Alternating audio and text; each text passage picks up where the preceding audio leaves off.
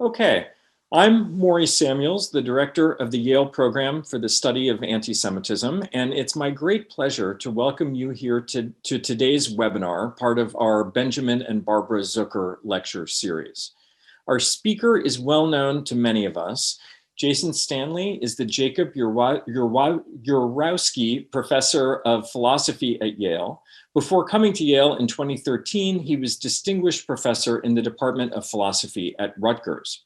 A philosopher of language and epistemology, as well as a social and political philosopher, he's the author of numerous books, including Knowledge and Practical Interests, 2005, Language in Context, 2007, Know-How, 2011, and two more recent books that touch on aspects of our current political situation. How Propaganda Works, 2015, and How Fascism Works, The Politics of Us and Them, 2018. And this last one especially has made him kind of a media star lately. I should say that my colleague Alice Kaplan also asked me to point out that Jason, along with Tim Snyder, will be giving a Frankie seminar at the Whitney Humanities Center next year on mass incarceration in the Soviet Union and the United States, with sidelong looks at Nazi Germany and China. So please check the Whitney Humanities Center website for more information on that. Finally, before we get started, just a word on how things today will work. Jason will talk for about 30 minutes, and then we'll open it up for questions. The audience is not visible or audible, so please submit your questions using the Q&A button at the bottom of your screen, and I will ask the questions. Feel free to submit questions whenever you want, even during the talk. That would actually be helpful to me if they came in early. Please don't raise your hand or use the chat functions because we won't see them. So the title of Professor Stanley's talk today is Antisemitism and White Supremacy. Please join me in welcoming Jason Stanley. Thank you so much. And thank you for coming. I want to talk today about something that's about growing anti-Semitism in the United States. And the structure and how it relates to what's going on in the world today and our own very particular political situation, in particular, our history of white supremacy. So let's begin with what's going on. I'm going to begin with the international situation, and with one aspect of the international situation, and then I'm going to talk a little bit about what we face with white supremacy in the United States against Black Americans. And then I'm going to connect this to the topic of today, anti-Semitism. So as my colleague Ellie Stern has been drawing our attention to a global move in many countries, not yet in the United States, of Jewish voters to right-wing, often anti-immigrant parties, somewhat xenophobic parties, which movement that you see in Europe. And certainly there is, of course, a far right in Israel. This belies a long history of Jewish voters, Jewish participation since emancipation on being on the side of ethnic religious minorities that were not themselves. But we don't have this movement in the United States. We have, it's sort of divided here. So we have a lot of Orthodox voters supporting far-right parties, far-right movements, but it's less of, but we still have a majority sort of liberal, progressive voting constituency. Now let's turn, so there is this move across the world towards a kind of, that seems like a repudiation of a long history of recognizing a common alliance between Jewish fate in a country and the fate of other minority groups. Partly, there is a country that is a Jewish Israel exists now, and so that gives a sort of there's a nationalist movement There's a nation that is associated with the religion. But whatever the explanations of that, my topic here is the United States, is focused on what's going on in the United States. So I'm going to quickly review some basic facts, and then I'm going to talk about what anti-Semitism, what one structure of anti-Semitism looks like that's shared between the Protocols of the Elders of Zion and, say, Henry Ford's The International Jew and the Ku Klux Klan, and how that links Jewish Americans to our Black fellow citizens, whether Jewish or not. And what's happening. And then I'm going to conclude by looking at talking about QAnon, talking about the kind of growing anti-Semitism that we're finding, particularly in the Republican Party, among certain members of the Republican Party. The kind of we already see it with open George Soros vilification.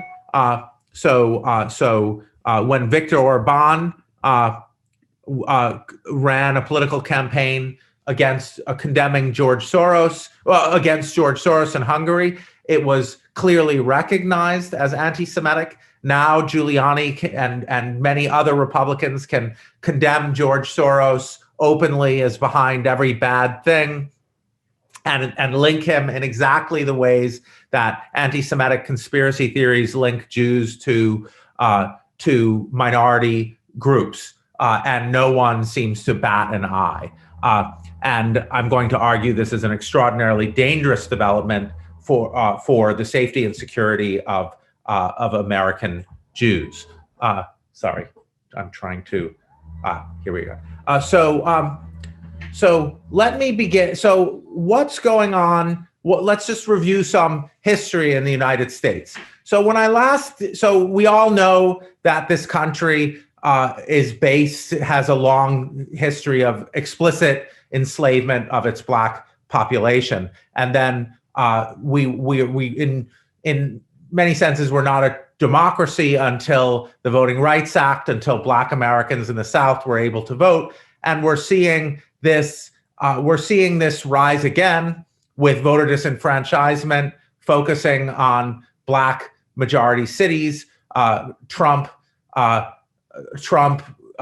declared the voter fraud to be focused in Detroit, Atlanta, Philadelphia, Milwaukee. This was no accident. These are either Black majority cities or cities with large Black populations. So he was hearkening back to a long-standing practice in the United States that in the Black radical tradition was always linked with fascism. Toni Morrison, in a 1995 speech at Howard University, called Racism and Fascism, says that she says the United States, she doesn't say the United States is a fascist regime. She says that the United States has often preferred fascist solutions to its national problems. And what are the fascist solutions? She says, taking the minority population and incarcerating them in large numbers. Now, if we look at these parallels between European fascism and say the Jim Crow South have been explored in detail by my Yale colleague Jim Whitman in his book Hitler's American Model. The Nuremberg laws were, of course, modeled on our anti-miscegenation laws. And I just recently found out when UMass digitalized Du Bois's archives that W.E.B. Du Bois had a piece rejected from The Atlantic in 1942, where he made a direct analogy between Hitler's treatment of Jews and the South's treatment of Black Americans. So the tradition of the mainstream press repudiating these analogies is also old. So in 2014, with my then colleague Veshla Weaver, I looked at the numbers for mass incarceration in the United States. As you may know, the United States leads the world in the rate at which it incarcerates its fellow citizens. so looking at these numbers, what we found was if you just looked at the Black population in prison, I think we have 38 million Black Americans. Those 38, they're incarcerated at such a high rate that in 2014 they formed almost 10% of the world's prison population. Whenever I say that, people say there must be some misunderstanding, there must be some misstatement, but it's not a misstatement. In 2014, Black Americans, a tiny, tiny group, formed almost 10% of the world's prison population. So when we talk about racism and white supremacy, this is not some kind of past problem. It's not a problem locatable to lack of diversity among faculty, although it is also present there, or in professions. Almost 10% of the world's prison population comes from the 38 million population of 38 million Black Americans. If Germany had a substantial population of German Jews and was incarcerating them at rates like we see in the United States, the world would never stand for it. So obviously there is an enormous unresolved and continuing problem of racism in the United States. That's multifactorial, linked to many issues, but the facts are the facts. So what does this have to do with anti-Semitism? Well, I want now to move to what may seem like a different topic. I'm going to sit down again because, as they tell me on interviews, I sometimes look like I'm davening, when I'm standing up. Let's go back to the structure of the anti-Semitic conspiracy theory, the Protocols of the Elders of Zion. So the Protocols of the Elders of Zion says that there's a global conspiracy of Jews, of elite Jews, who are seeking to advance social justice movements, to break apart nations, in the words of in protocol says that movements for universal social justice, universal rights, rights for minority groups, rights for women, always have this unholy alliance of capitalist Jews and communist Jews behind them. So the idea is that the central idea of the Protocols of the Elders of Zion is that liberalism moves for social justice for minority groups, religious, gender equality, gay rights, that these always have behind them this conspiracy of Jews. And the goal is to destroy the nation states and replace it with world government.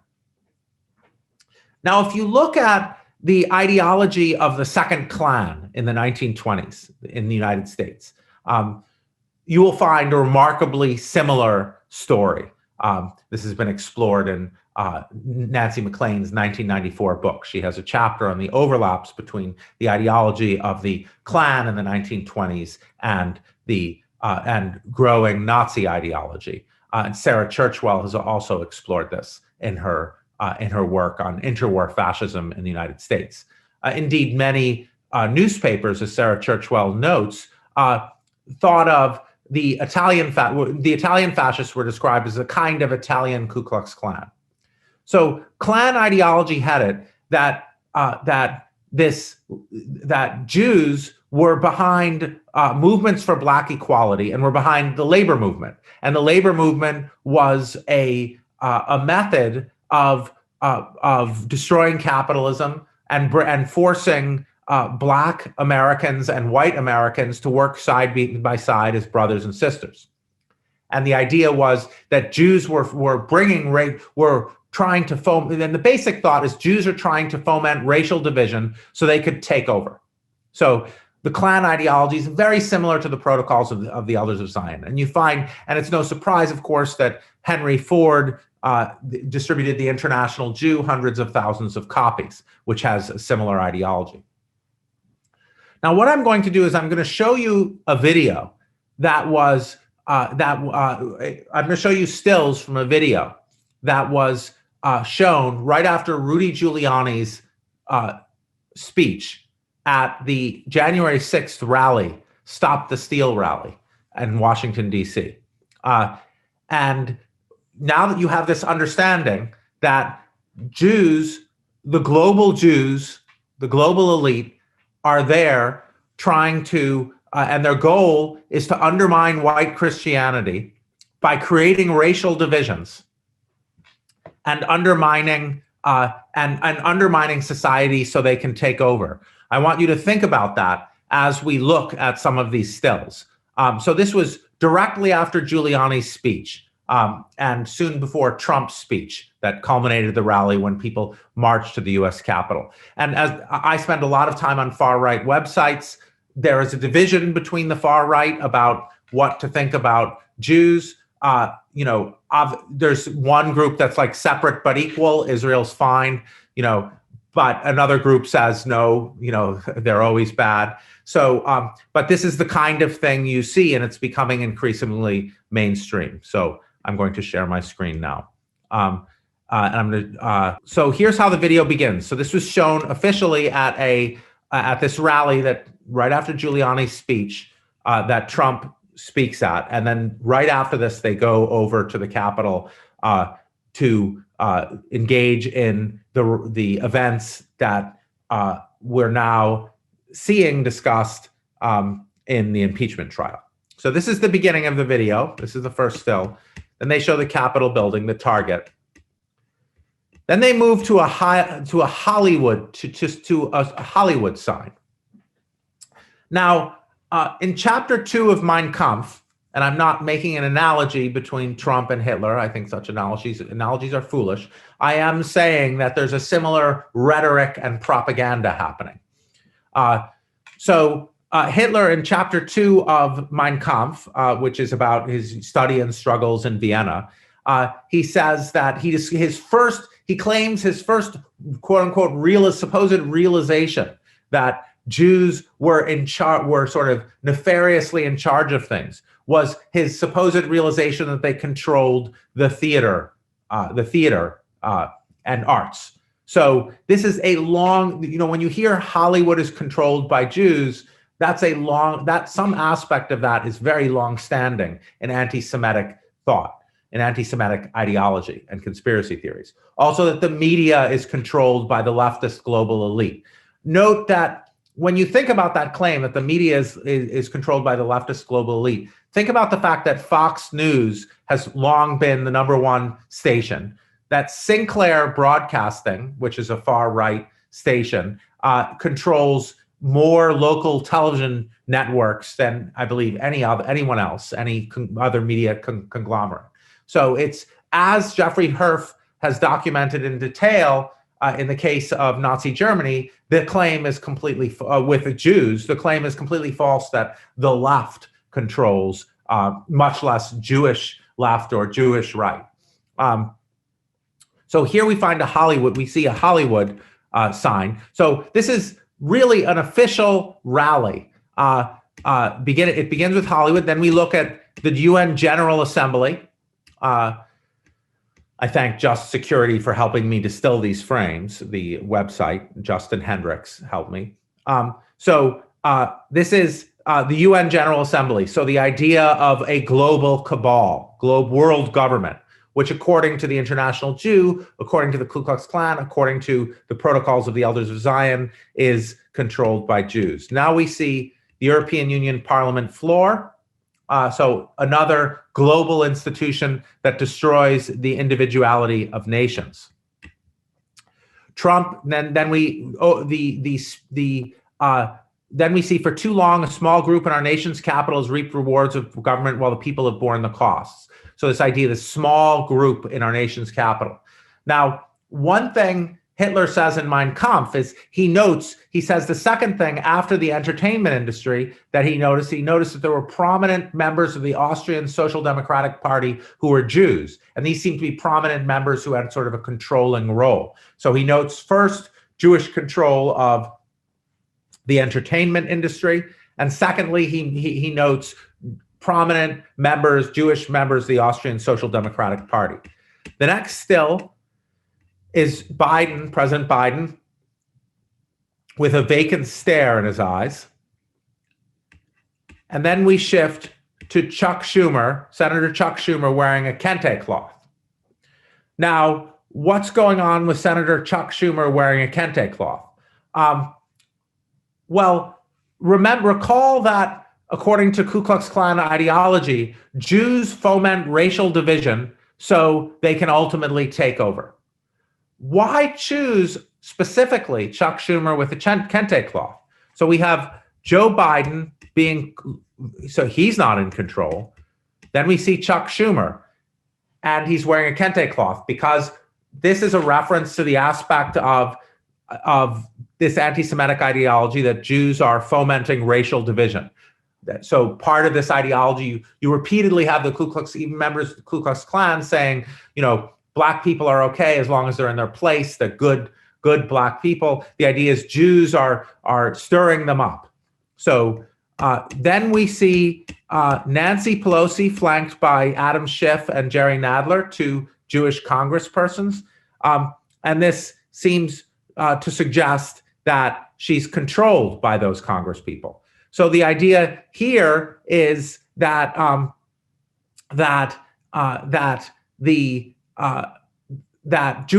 prominent Jewish members of the Democratic Party have a kind of controlling role. A number of people have said to me that, why think this was so carefully done? Maybe this was just so slapped together. It's far too deliberate to be slapped together. So one thing you see in the video is, let me note just a couple. You see under Trump, like this is the scenes of the glorious Trump years. They're all scenes of his rallies. You see racial unity. So racial unity under Trump. So Trump brings racial unity. Schumer divides. We're going to see more Black Lives Matter protests. So this is the kind of imagery from that's Trump behind. So I want to show you later. So if you look at, if you think that this is not carefully done, so this is a part in the video. You have these glorious Trump years. Look at this. This is Trump just with everyone else faded out but him. Then you have these glorious Trump years. If you think this is not carefully done, then the suggestion that COVID is a Democratic plot. If you look at this subway station, the subway station is called Clinton. So this is very carefully put together. I'm going to show one last scene from this. So here we have, the racial division, supposed racial division, Black Lives Matter. And then let me show you something else, another sign of racial unity. Here is like the end. It ends with, this is what happens if Trump is restored. We have a Black man and a white man unified under Jesus Saves, under Christian nationalism, which is increasingly an ideology a growing ideology in the United States that is a threat to me and all of us who are Jewish Americans. The idea that America is first and foremost a Christian nation. Obviously there's strong support but there's strong support for Israel in very evangelical circles that believe that America is a Christian nation. Think of it as separate but equal. And we know separate but equal, that is not, for we American Jews, that's not something that we should really promote. So I speak a lot of the time because I work on the far right. I've spent a lot of time, especially in recent months, talking about Black Trump supporters, Black members of the Proud Boys. And I was recently told by a researcher working on this that the key to, there's a high bar for Black members of the Proud Boys or these far right organizations, but they really have to be very Christian and anti-Jewish. So there is a route to this white supremacist structure that we are seeing. This white supremacist structure that we are seeing has a route to include non-whites, but it's via Christianity. So what I think we're seeing is a rise. We're seeing a rise in an everything but level of anti-Semitism in the United States. It's not possible to decouple the idea of well, let me just say that in the United States, there's a long-standing desire of any group that is not Black to align themselves with whiteness, and Jews many American Jews are, of course, white. Some are Black, but many of us are white, and there's a desire to be on the other side of this traditional division, this racial hierarchy in the United States. But I think what we can see in this growing anti-Semitism that gets associated with that happens when you have these regular protests against the massive racial injustice in the country, that it comes around to Jewish people, to direct at Jewish people. There's no escaping that. There's an understandable desire not to be in the target of this.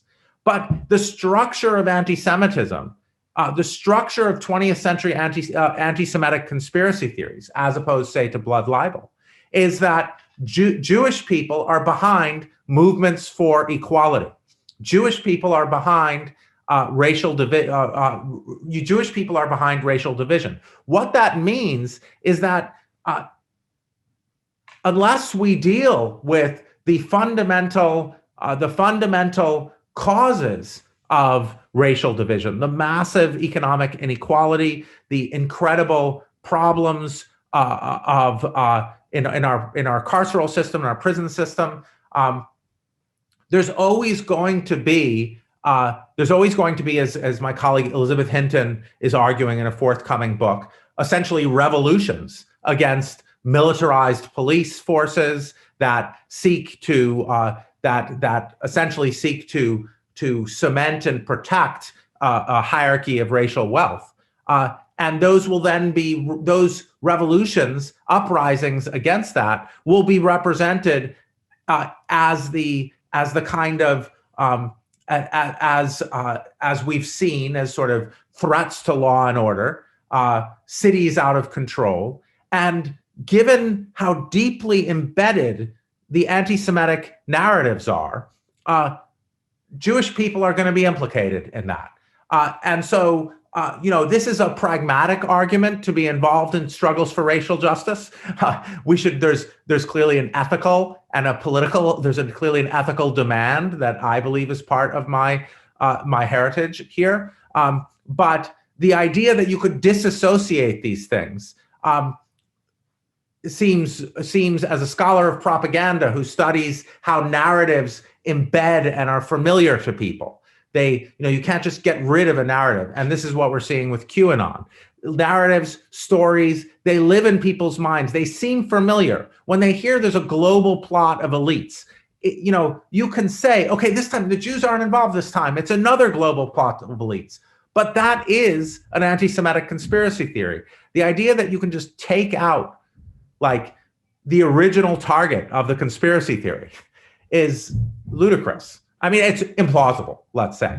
There's an understandable desire to do that. But we are, I'm saying we, I'm Jewish, but American Jews, I think what we're seeing, this use of anti-Semitism along with essentially white supremacy as sort of responses to racial justice movements is, I think, inevitable given the structure of anti-Semitic conspiracy theories in the 20th century, which link Jews to movements for equality. And I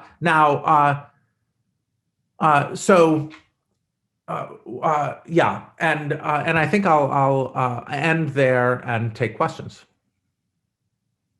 Okay, thank you, Jason. There are a lot of questions, and I encourage people to keep submitting them as we ask. So start with a factual question here. So there are a few people want to hear more about that video. So who made it? Where exactly was it shown? Was it only shown at the January 6th rally? Give us a little bit more background. It's been shown at multiple Stop the Steal rallies. I hate even saying the expression Stop the Steal because linguistically, Stop the Steal presupposes that the election was stolen. And the election was not stolen, as I have to say. And so when you say Stop the Steal rally, you are actually reinforcing the propagandistic frame. But it was shown at the December 12th Stop the Steal rally. It was shown at it was shown in Atlanta Stop the Steal rally. It was shown at multiple Stop the Steal rallies, and it's of different lengths. And who made it? Do you know who? No one's taking. It's something called the Right Side Broadcasting Network. They seem to have a large following on Twitter, but they're very mysterious, and multiple news organizations have been trying to figure out who is implicated. Mm-hmm. I mean, but I would argue. I mean, the idea that it's not anti-Semitic is ludicrous. No, and also I would say that it's not a unique, example of this. I mean, we saw this, going back to the 2016 election, where there was all kinds of imagery that would juxtapose Hillary with like a Jewish star behind her, or Trump tweeted an image of Hillary with a Jewish star behind her on a pile of money. Yeah, exactly. Or things that would, single out Soros, blank fine, and the closing ad for Trump was anti-Semitic, not as explicit as this, but it showed Soros, Trump. It showed Soros, blank fine, and Janet Yellen, who's Jewish. Right. And it was all about elites, money. So this is. And of course, Trump has several times called in front of Jewish American audiences, said that Netanyahu is your prime minister, which is. So a question about something you alluded to, which is this split on the right, that you have some who are just pure haters of Jews, and then you have some who make an exception for Israel, which I think you, describe as separate but equal. But this idea, it's basically this idea that they, in fact, have a lot to admire about Israel, and especially they admire those aspects of Israel that Jews on the left have a hard time with, which is the ethno-nationalist, elements. But this idea that, so are you saying that what they like about it is like, okay, fine, there's this state for Jews and Jews should go there? Is that their idea, that they think that Jews don't actually belong in America? So there's multiple views. Brandon Tarrant, the New Zealand mass murderer, said, Jews are fine as long as they're in Israel. So that's one view on the extreme right. The ethno-nationalism, unfortunately, and this is really problematic, has been a model for. So I was giving a lecture in Berlin, and I went to a rally for the AfD, which is anti-Semitic, and the vast majority and I met with a German minister of anti-Semitism. They have a special minister, and he confirmed this. The vast majority of anti-Semitic incidents in Germany are done by the right wing. But at this AfD rally, Alternative for Deutschland, the far right German party, that one of whose main things is to roll back Holocaust education, all the discussion we're having here about 1619 project, they're having in Germany about Holocaust education. So AfD runs on taking down the monuments in Berlin. The Hücke argued that one should take down the monuments. The Peter Eisenman's monument to the murdered Jews of Europe. They're running on changing Holocaust education in the schools. Why should we be ashamed of our past, et cetera, et cetera. Same exact thing is here. and they fly, and the off-day rally, there were many, many Israeli flags being flown. Mm-hmm. So Israel's being touted as an example, rather than a secular liberal democracy with Jewish holidays and a Jewish history. It's being touted as an example of ethno-nationalism, and of course there are prominent far right, far right leaders who are linked to Netanyahu. Mm-hmm. So what about, someone asked, and I can't not ask you to comment on the Jewish space lasers, the Marjorie Taylor Greene. Where did that come from? How do we? So there's a couple, so QAnon, there's a great Just Security article. There's a terrific piece by Talia Levin I think it's in the New Republic. I strongly recommend Talia Levin's piece. David Livingstone Smith, the brilliant philosopher who works on dehumanization, he has a terrific piece in the foreword on QAnon, all explaining QAnon well as, the mother of all anti-Semitic conspiracy theories.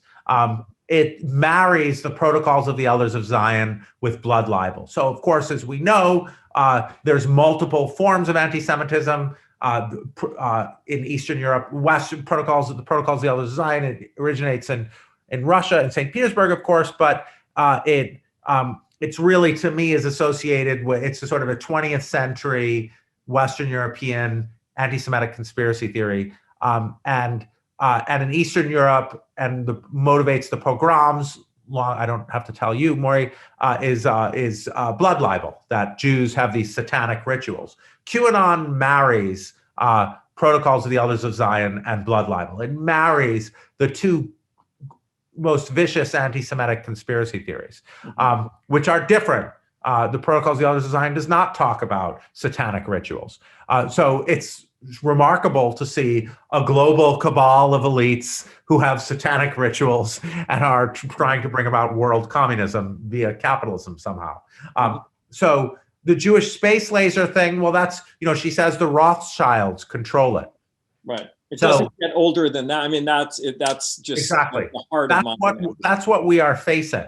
And what I'm saying is, like, it is inextricably tied to Jewish involvement in Black protests, this idea. And so, and you're not going to be able to get rid, and once there's a structure, you're not going to be able to get rid of it.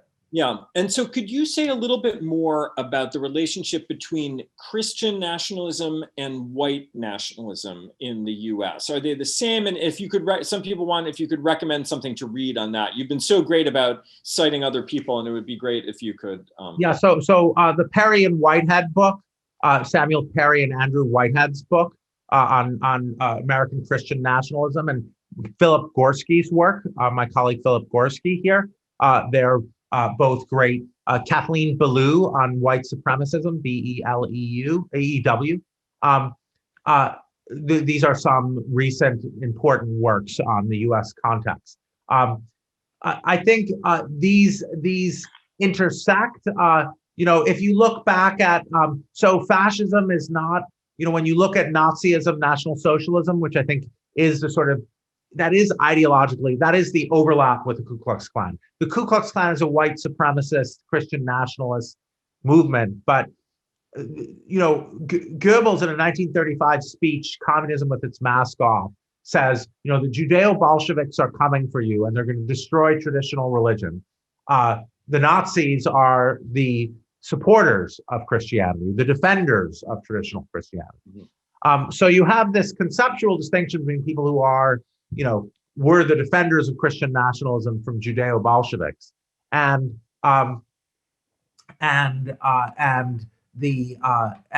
sort of Christian nationalism itself. But I think to understand the move that not the Republicans, because there are many good Republicans who are involved in this at all, but within the Republican Party, I believe it's fair to say it's been allowed to fester, and it's growing. So you have an appeal for a multiracial and Islamophobic, anti-Semitic, Christian nationalist movement that will draw some people of color. and that will be, that, I mean, I don't think we should excessively focus on the Proud Boys. I was speaking to a researcher the other day who was working on militias. People need to understand that militia movements are embedded everywhere. Like Michigan, of course, has long had this, but all across the South, as sort of government has shrunk back, we have, white militias, extremely low information voters. These are not the Proud Boys. They regard the Proud Boys as like Hollywood militias, like that. That's and Christianity, Christian nationalism. There's the black people in the cities are coming for us. There's a rural-urban divide. And are there Christian groups in the U.S. that are critical of that, of the Christian ethno-nationalism? Oh yeah, especially Black Christian groups. Yeah, yeah. I mean, Christianity is, is a very wide tent. So I don't think by any means, you had a kind of good fortune, as this is discussed in Bradley Hart's book on Hitler's American Friends. You had a kind of good fortune that Father Coughlin was Catholic. He was deeply anti-Semitic, but he wasn't embraced by all the Protestants because he was Catholic. So, there's a history of anti-Catholicism in the United States among these movements, but I think actually that's ending, and we're finding a far-right Christian nationalist, integralist, quasi-fascist movement among the Catholics in the United States. And what about, there are a couple questions about people saying, where do you see the greater threat to Jews in America, especially, or maybe then, to the world? Do you see it coming more from these right-wing groups that you're talking about? Or what about, is Islamist anti-Semitism, or, as some people say, anti-Semitism on the left and on college campuses and things like that? How do you parse well, that? I don't think, I think that, there's fundamentalist religions, and Islam has fundamentalism, Judaism has fundamentalism, Christianity has fundamentalism. Those are all from the right. Islamic fundamentalism is a right-wing there's no such thing as left-wing anti-feminism, anti-gay, there's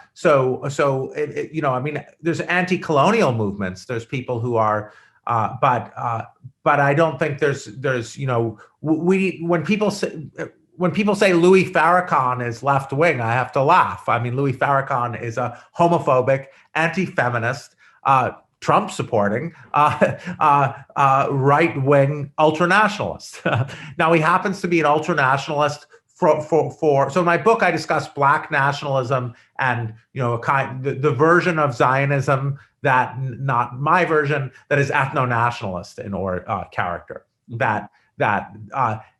Those originate as movements that are minority nationalist movements. Mm-hmm. Minority nationalist, but Fanon is very good on this, on violence. He says, if a nationalist movement can start as an anti-colonialist movement, but once it takes over the country and wins, it has to stop that. It has to become more inclusive. It has to become, so Fanon really well describes it. But you have these, Black nationalism, there are extremely patriarchal, conservative, right-wing elements there, Islamophobia. So I think, Islamic, there's obviously fundamentalist groups in every religion, and Islam is no exception to that. So I think, fundamentalism, and again, Ali Stern is a great scholar, has done great work here on exploring the ways in which Orthodox Jews have engaged in anti-Semitism against liberal Jews, right, and secular Jews. Yeah. So so let's talk a little bit more about that. So there are a couple questions about, Jewish, right-wing Jews, and what to make of the fact that, ultra-Orthodox or Haredi Jews did support Trump, and how do you explain that? Are they, do they not care about the anti-Semitic elements that you've been showing that are, at the heart of, if not Trump himself necessarily, but Trumpism? How do you explain that? Yeah, and there's Orthodox communities in Hungary who support Viktor Orban. Again, at least, I mean, here I just rely on Professor Stern's work, who is the scholar of this in the world right now. He's investigating the deep history of orthodoxy turned to the right. One aspect you find in Stern's scholarship is sort of first a description. Stern breaks down, and I've seen some of the manuscript of his forthcoming book, breaks down the ways in which Orthodox Judaism in the United States looks like fundamentalist Christianity or fundamentalist Islam. Private schools, they want private schools paid for by the government. Guns. Israel, Herzl partly wanted this about Israel, to change the image of Jews from a sort of one kind of, from me or whatever to and you to sort of soldiers with guns, and so that sort of gun culture exists.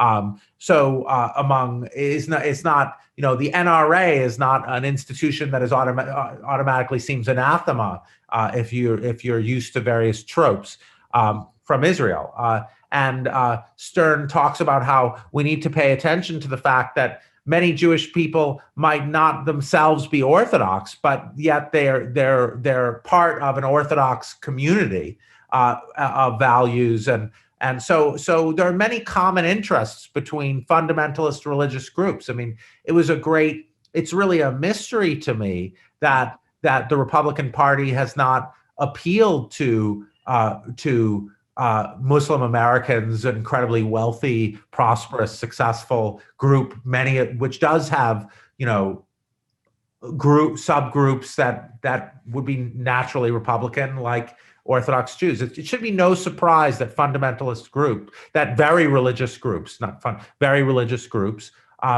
have common interests, and what we see is that. Right, and that I think does explain some of what took a lot of people by surprise, which was a certain Latino vote for Trump, which shocked people, but that for conservative Catholics. And there is actually a question about, which is not exactly the same thing, but about the intersection between right-wing Catholicism, like extreme, that kind of extreme brand that Steve Bannon and Michael Flynn have been part, and QAnon and this phenomenon that you're talking about.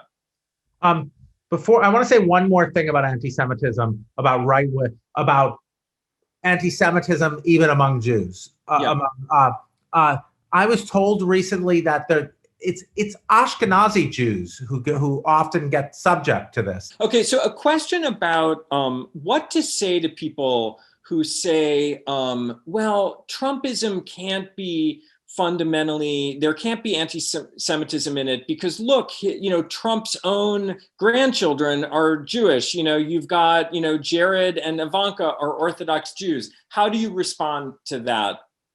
I mean, I think, again, it helps to think about race here, where many, I'm not talking about what is in Trump's heart. Trump himself says many things that are, I want Jews counting my money, or speaking to Jewish audiences, talking about greed, and I think that the fact is that you can be a white person married with a black grandchild and still be racist. I'm not saying Trump is anti-Semitic, but I'm saying the fact that he has a Jewish son-in-law who repeatedly is referred to as the globalist member of the cabinet does not mean that he's not using anti-Semitic policies. I mean, engage in anti-Semitic politics. I think there's no question we're seeing anti-Semitic politics and tactics being used. Let's stop asking what's in people's hearts and start asking what they're doing. what they're doing to retain power. Anti-Semitism is always and will always be a powerful way to grab power in a country. Spreading conspiracy theories, where my theory of anti-Semitism, I lean toward a theory that says, young philosopher named Joshua Stein is working this out, that Jews are the center of any conspiracy theory, like they're the group that is aimed at. And I think that kind of, if we think of fascism, as I do in my work, as a set of tactics to retain power, we realize like somebody like an Israeli politician can use those tactics. There was a terrific article in The Intercept years ago, which is now scrubbed away, called "How Steve Bannon Made Breitbart into a Pro-Israel Haven for Anti-Semites." I got in the comments, it was all anti-Semites, and it talked about how in Israel there was lots and lots of anti-Semitic propaganda aimed at left labor politicians. Very explicit anti-Semitic propaganda, because who knows anti-Semitic propaganda and how to use it better than better than I was raised being told about it by my parents. Okay, so there are a lot of questions, and first of all, let me apologize because I'm not going to be able to get to all of these questions. There's so many questions, which is really a sign of how engaged this audience is, which is great. But there are a lot of questions that basically boil down to, what can we do about this? What kind of practical or even philosophical, resistance can we offer to the situation that you're outlining here?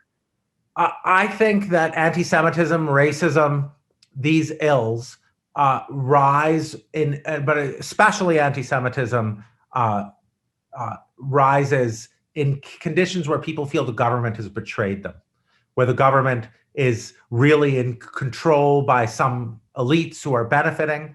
And I think the number one thing we can do to stem anti-Semitism is a massive program to make government work again in the face of COVID. You will never eliminate anti-Semitism. It is an ill that is, I think tragically permanent. But wait, we're echoing. Do you hear an echo? No. But I think that in moments of enormous enormous anxiety, fear, the feeling that your government has deeply betrayed you, this tends to lead to increase in anti-Semitism, blaming certain groups. With the Jews, so if there's the elite have betrayed us, they've betrayed us, they're funneling our money, they're dividing us, they're betraying us. So, if we can address the racial division in our country, if we can address the racial injustice and tamp down the sort of supposedly outward signs of what the Jews are doing by addressing racial inequality and the horrific conditions facing many Black Americans, and then show that the government is working for all Americans, rural, urban, in the face of COVID, then you will cut down the base. You'll do problem dissolution. Very interesting. And one thing people have pointed out, that, and I want to give you the chance to to say this, that you're not saying that all Orthodox Jews are racist or anything like that. So just and in fact there are many Orthodox branches of. Absolutely not, or involved in any sense in racism. I'm saying they too we all, Orthodox and non-Orthodox Jews, will be targets of a growing white supremacist movement. Of course, I don't think Orthodox, what I was talking about, and I'm not even, I don't think when Orthodox Jews vote for Trump, they're voting, there's a racism problem among all white communities. Let's face it. All white communities in America have a racism problem, So I don't want to exonerate either. And it's not Orthodox and non-Orthodox. There are plenty of people who deny that racism, despite vast evidence that there are of massive racial inequality at birth, but racial wealth gaps, enormous racial wealth gaps, 10 to 20 to 1. all white communities are implicated. But I don't see Orthodox Jews or non-Orthodox Jews any more implicated, and our Black Orthodox Jews that I know that are from, but I don't see Orthodox communities implicated in racism any more than any other group that is majority white. But let's face it, if you want the government to pay for private schools for your people, and that's your primary interest, you are implicated in racism in the United States, because we need the government, we need funds to go to people who have been historically unjustly oppressed and subjugated. And so if you're in any community, be it a white Christian community, an Islamic community, a Hindu community, a Jewish community that is pushing for certain policies that are going to have downstream negative effects, like paying for schools just for your own group rather than addressing inequalities, you're going to be implicated. Okay, and last question, because we're almost out of time, but do you feel that the fact that the Trump administration is behind us, that we're now starting, the Biden administration, is that a cause for hope? I mean, in the sense that these anti-Semitism and all this rhetoric might dissipate a little bit, or do you see it as, is the rage and stop the steal anger going to actually make it worse?